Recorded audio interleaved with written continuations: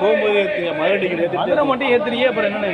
ஏங்க அந்த அளவுக்கு நீங்கள் ஓட்டு போட்டது 5 வரைக்கும் இல்லண்ணே, என்ன மதுரை ஓட்டு போட்டதா? நீங்கள் அங்கே போய் கேளுங்க, அவர்கிட்ட போய் கேளுங்க. ஏன்டா வந்து இருந்தாருங்க, நான் 2 வண்டி நீங்கள் ஓட்டு போட்டது 5 வரைக்கும் இல்லண்ணே. நீங்கள் ஓட்டு போட்டது 5 வரைக்கும் இல்லண்ணே. நீங்கள் ஓட்டு போட்டது 5 வரைக்கும் இல்லண்ணே. நீங்கள் ஓட்டு போட்டது 5 இல்லண்ணே. வரைக்கும் கோயில் ஏற்றி சும்மா ஏன்ல மதுரை காரவளை மட்டும் ஏத்துறியே, ஏன்னு ஏத்துறியே?